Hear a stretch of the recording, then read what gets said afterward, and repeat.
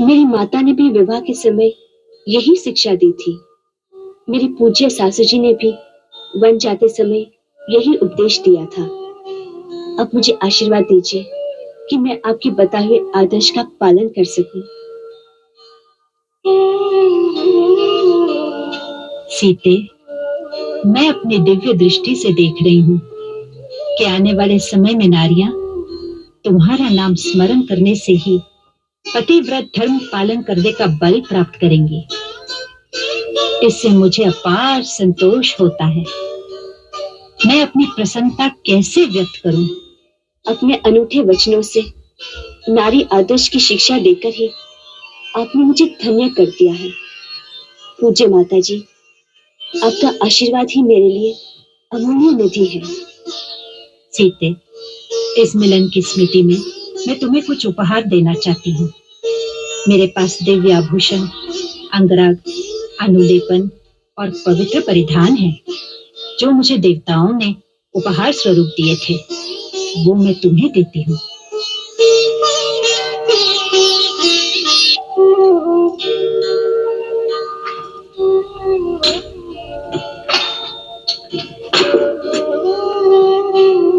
ये वस्त्र आभूषण मैं तुम्हें देती हूँ, जिसे धारण करने से तुम्हारे पति भी प्रसन्न होंगे। ये सब देवांगनाओं का दिया हुआ उपहार है। सुहागन स्त्री को अपने पति के सामने सदा सुंदर ही दिखना चाहिए।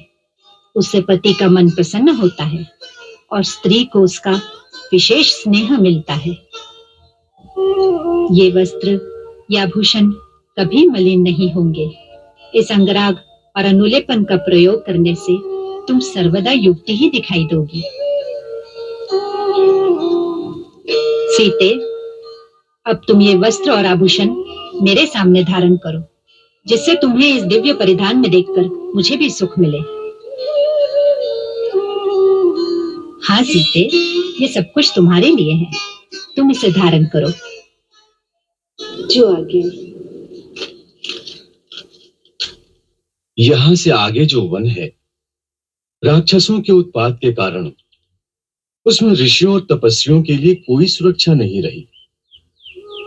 वो लोग नरभक्षी हैं। जो तपस्वी और ब्रह्मचारी अपवित्र या असावधान होते हैं, उन्हें वो लोग मारकर खा जाते हैं। तुम्हारे राज्य की सीमा पर ऋषियों को अभय प्रदान करना तुम्हारा कर्तव्य है।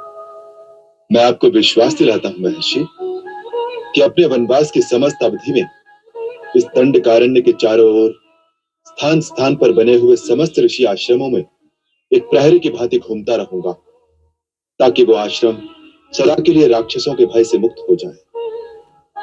अब आप ही मेरा मार्गदर्शन कीजिए कि मैं कहां-कहां जाऊं और किस मार्ग से जाऊं।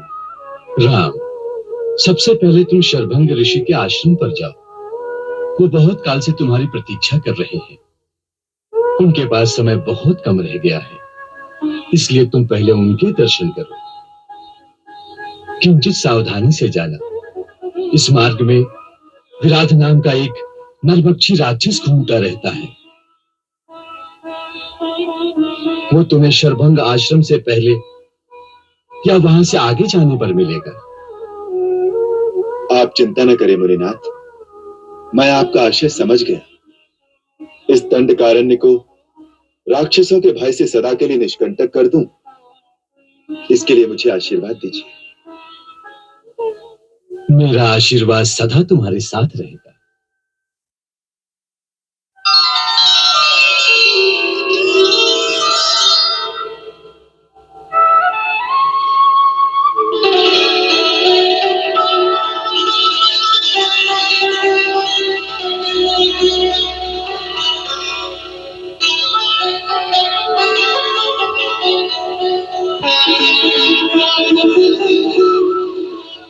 माता अंशुआ ने इतने सारे आभूषण दिए हैं, मैं मानू ही नहीं।